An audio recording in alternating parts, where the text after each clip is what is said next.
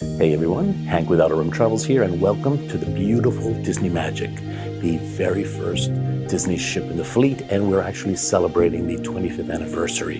This is one of those special sailings.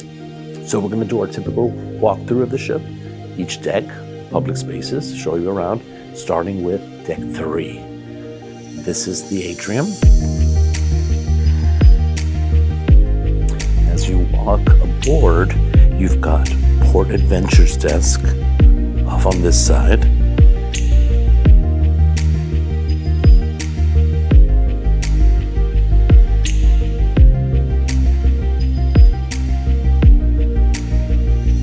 Here we've got the first of the main dining rooms, Lumiere's, which is French-inspired dining. And here is Mickey Mouse, the very first atrium character. Off on this side, we have guest services.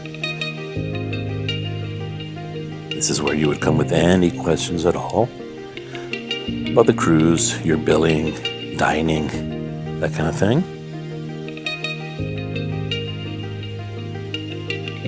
There's the 25th anniversary photo op. And if you keep walking over this way, we're going to find the second entrance to Lumiere's. Let's show you guys around. Right away, you're going to notice it's a very, very classy and elegant dining room. Disney very much set out to bring back the spirit, of the early cruise liners. They were just so luxurious and beautiful. You feel that right away.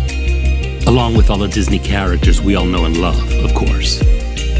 There you've got Beauty and the Beast and friends.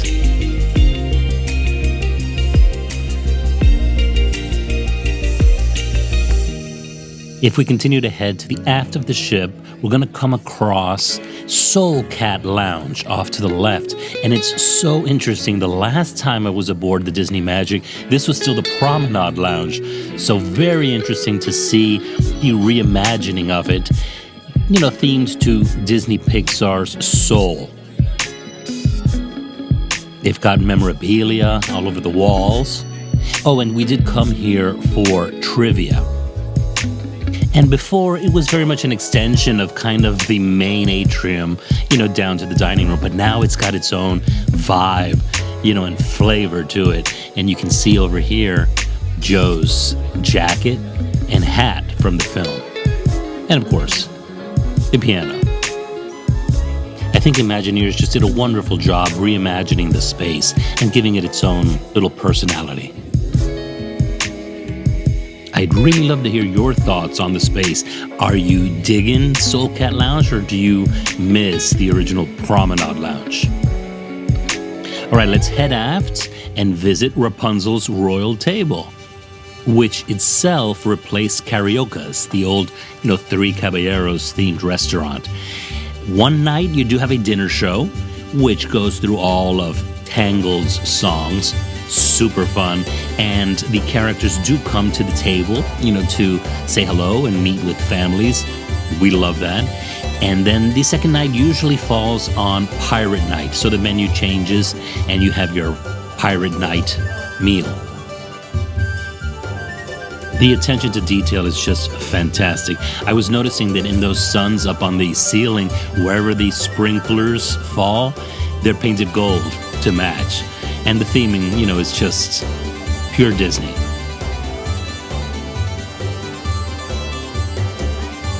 Outside the restaurant, you've got these really nice sketches that are very reminiscent of Animator's Palate, the final main dining restaurant. Heading to the forward part of the ship, we've got the little nightclubs. Let's check them out.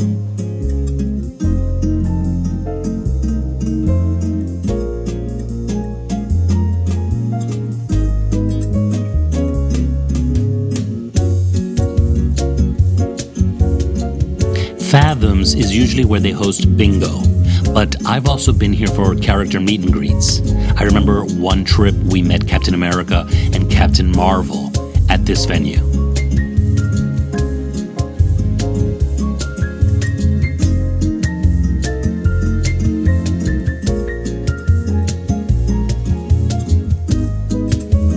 If you continue down the hall, you're going to come across Keys, which is really the piano bar. And there's just nothing like listening to, the cast members singing Disney songs, just voice and piano. Absolutely gorgeous.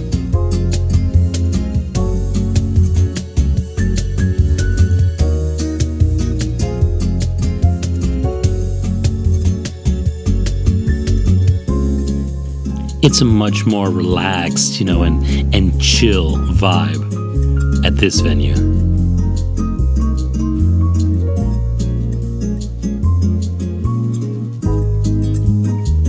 Finally, over on this side, we've got O'Gill's Pub, which, I'm not much of a drinker, but I do come here for trivia.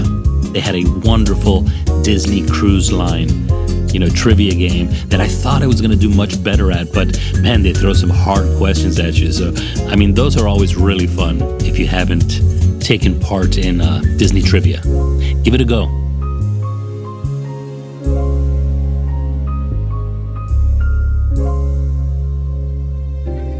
We are on deck 4 right now.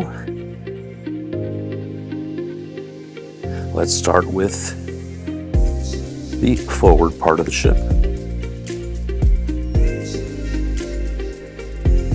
which is the Walt Disney Theater, where you go for your Broadway style shows.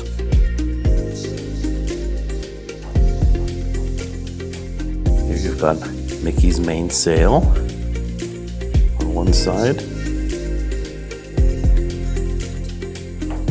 and Whitecaps on the other.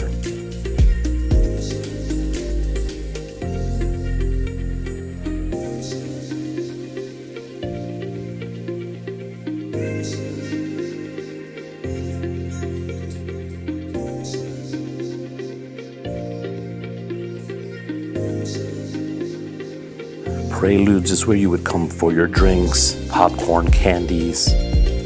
Those are open prior to showtime.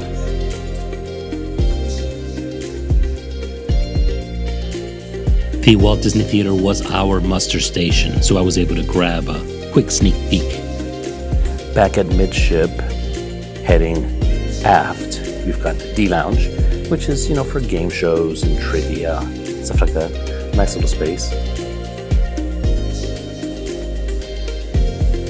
Back in the day when the Castaway Key 5K was a much more organized event, this is where you would meet, to get all your specifics. Now, pretty much anyone can run it. We came here to meet the Madrigals, so we met Mirabelle and Bruno at this venue. So let's keep heading aft toward Animator's Palate. But first, off to the left, we've got the Shutters Portrait Studio.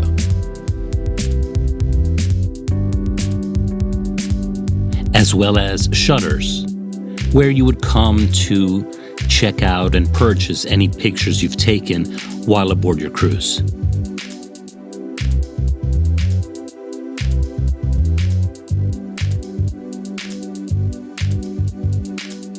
Okay, let's head down to Animator's Palate, one of my favorite restaurants on board this ship. It's just beautiful the way the whole space comes to life towards the end of your meal.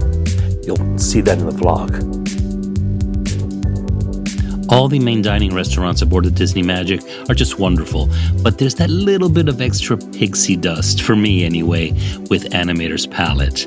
Just the way the space is designed, you see the columns are paintbrushes, all those little details. It's just always a real highlight for me when I'm aboard the Disney Magic. I definitely love this restaurant. And as I mentioned, I just love when the animation, it starts like that, like pencil drawings and sketches. And, by the end of dinner, everything's come to life in full color. It's just, magic only Disney can provide.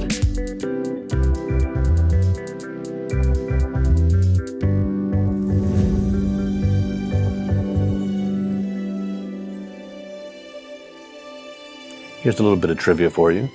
Imagineers brought the ceiling down on deck 5 so that kids feel larger than life on their deck. This is where the kids' clubs are located. I'm sure you probably can't tell from the video, but it is a fact. The ceiling is just a little lower on deck 5. I mean, how cool is that? These guys think of everything, don't they? And the kids' clubs are off on this side. Welcome to the Oceaneer Club aboard the Disney Magic. And the only way adults really can come into this space is during open house. So they'll schedule that throughout the cruise, and you can tour the kids' clubs. Of course, the Marvel section is just fantastic. Full Iron Man suit for you right there. Imagine being a little kid and seeing these props inside the kids' club. This is the Pixie Hollow section. So cute. And then we've got Andy's room, complete with Slinky Dog slide and everything. Nobody does it like Disney when it comes to the kids' clubs. And for the little ones, you've got the It's a Small World nursery. On deck 5, you've also got the Buena Vista Theater, where they show first-run movies. I actually saw The Haunted Mansion for the first time here in the theater, and they were also showing some Disney Plus shows like Peter Pan and Wendy. Okay, here we are on deck 9, which is the pool deck, and you've got the giant screen for funnel vision where they show movies, throughout the day and into the evening. Right here, the pool is covered. It was after a performance, but that's where the main pool is. And as you can see on the side, we've got the Aqua Dunk. 4 times on the Disney Magic so far, and I have not been on the Aqua Dunk yet. I don't know, something about dropping into the slide that just kind of freaks me out. But kids seem to really love it.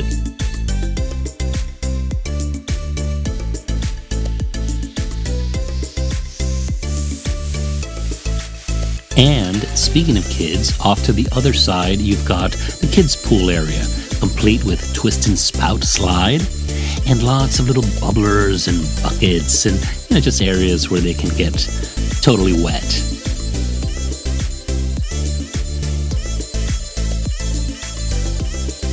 There you've got their pool. And off to this side, the splash zone for the younger cruisers with Huey, Dewey, and Louie. Parents don't get left behind though. At the Quiet Cove pool, this is the adult pool, no kids in this forward part of the ship. So, it's a little more quiet and more relaxed. You've got a bar on that side and Cove Cafe, where you can come, surf the internet, have nice coffee. And actually, I ordered at this venue a special 25th anniversary latte, which you will be able to see in the vlog. These little treats over here are complimentary. The coffees are an additional charge. So, speaking of upcoming vlog, we will be visiting Castaway Cay. Just wanted to give you a little sneak peek here. Just my favorite little slice of paradise. Look how beautiful that water is. This is Disney's private island, in case you didn't know. Disney's Castaway Cay. I will be diving for treasure. You'll notice some of that. And visiting the shops, checking out t-shirts, caps, Mickey ears, you name it. Keep an eye out for part 2 of this trip. Here we are on deck 10, which is pretty much Palo and a couple of other, entertainment areas. But this is where I come for the good food. I mean, the really, really fancy Italian food. Anyway, let's see if we can take a quick peek inside.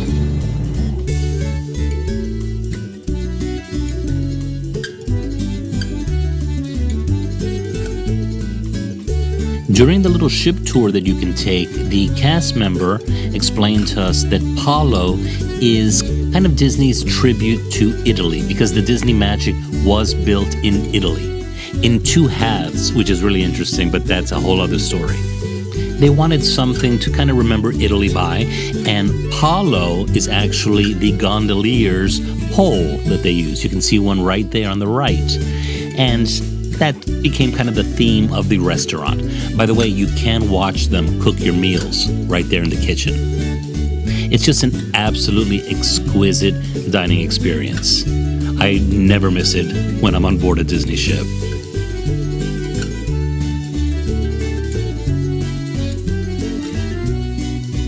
If you can see that mask, that Venetian mask in the back, that was dedicated by the shipyard to the ship. It's been there for 25 years. Let's head on back to the elevators.